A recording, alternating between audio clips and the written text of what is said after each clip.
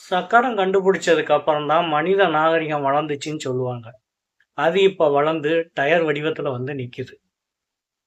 Two வீலர்ல வேகமா போய்கிட்டு இருப்போம். டயர்ல முள் குத்தும். ஆனா மனசு வந்து புஸ்ஸுன்னு இறங்கிடும்.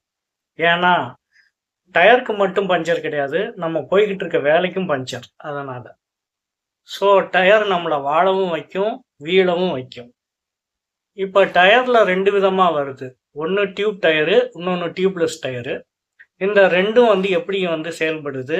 உங்களுக்கு எது செட் ஆகும் அப்படிங்கிறத நம்ம இப்ப பார்ப்போம். இந்த டியூப் டயர் பயல பத்தி உங்களுக்கு நல்லா தெரியும்.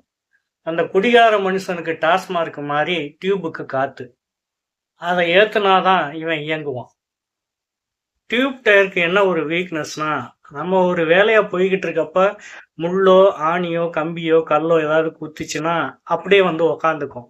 ஆளை விடுறா சாமி, இதுக்கு மேலலாம் என்னால நகர முடியாதுன்னு சொல்லிரும். அப்புறம் நம்ம அதை வாக்கிங் கூட்டு போய் தான் நீங்க மெக்கானிக் கடைக்கு கொண்டு போற மாதிரி வரும். அப்ப அந்த வண்டியை பார்த்தோம்னா, எவ்வளவு நாள் நான் உன்னை கூட்டிட்டு போனேன், இன்னைக்கு ஒரு நாள் நீ என்னை கூட்டு போனா என்ன அப்படின்னு சொல்ற மாதிரியே இருக்கும். அடுத்து டியூப்லெஸ் டயர்.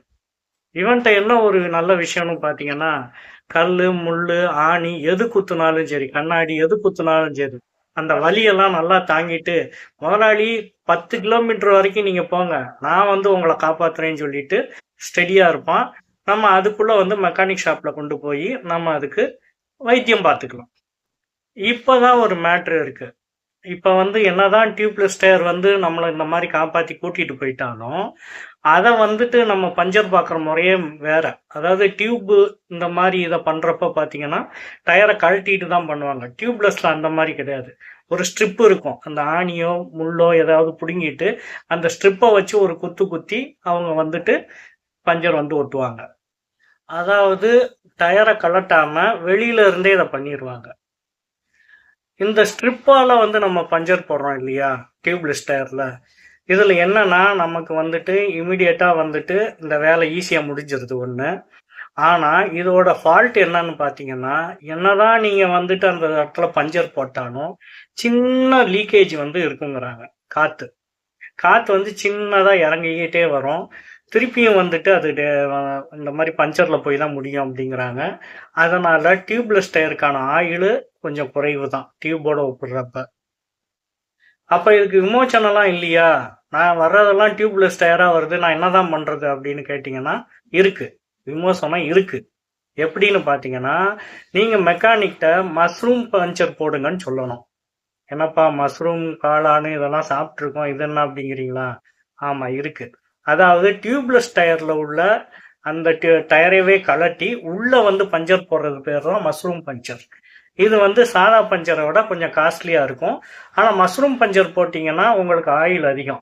இந்த காத்து வந்துட்டு இந்த வருதுன்னு சொல்றோம் இல்லைங்களா, அந்த மாதிரிலாம் வராது. அந்த ஓட்டையில இருந்து அந்த அளவுக்கு வராது. எங்க ஊர்ல எல்லாம் மஷ்ரூம் பஞ்சர் இல்லப்பா. இல்லை, ஏன்னா இந்த மெக்கானிக் மஷ்ரூம் பஞ்சர்லாம் இல்லை அப்படின்னு சொல்லிட்டா, நீங்க என்ன பண்ணலாம் அப்படின்னா, நீங்க அந்த ஸ்ட்ரிப்பு மூலமா வந்துட்டு பஞ்சர் வந்து ஒட்டக்கூடாது. அதாவது ஆணியெல்லாம் நீங்க பிடுங்கிடலாம், அதெல்லாம் ஓகே. பண்ணாம நீங்க ஒரு டியூபை வாங்கி அது உள்ள போட்டுருங்க. டியூப்லெஸ் டயர் இருக்கு இல்லையா, அது உள்ள போட்டுட்டு அதை டியூபா வந்து மாத்திருங்க. டியூப் டயரா மாத்திருங்க. அது வந்து உங்களுக்கு நீண்ட நாள் உழைக்கும். டியூப்லெஸ் டயர் வந்து யாருக்கு ரொம்ப நல்லதுன்னு பார்த்தீங்கன்னா, இந்த லோடு ஏற்றிட்டு போகிற வண்டிலாம் இருக்குல்ல, அவங்களுக்கு தான் ரொம்ப நல்லது. ஏன்னா பஞ்சர் ஆயிடுச்சுன்னா திருவிழாவில் காண போன குழந்த மாதிரி பேந்த பேந்த முழிக்காம அது ஒரு 10 கிலோமீட்டர் வரைக்கும் சல்லுன்னு போயிடும்.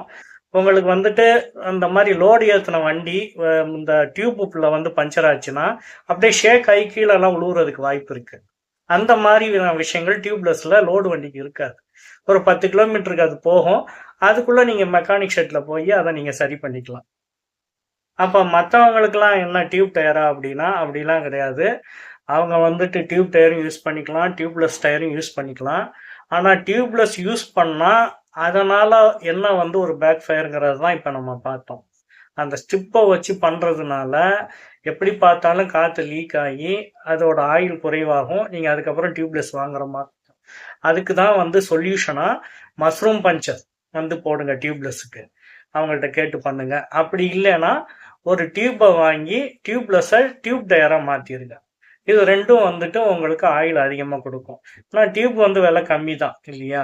டயர் தான் வந்துட்டு ரூ. 1500 ரூ. 2000 அந்த மாரி வரும். ஆனா டியூப் வந்து பார்த்தீங்கன்னா, ஒரு ரூ. 250 அந்த மாரி தான் வருது. அதனால அந்த மாரி பண்ணிக்கலாம். இத பத்தின ஒரு கிளாரிஃபிகேஷனுக்கு தான் இந்த வீடியோ வந்து போட்டோம்.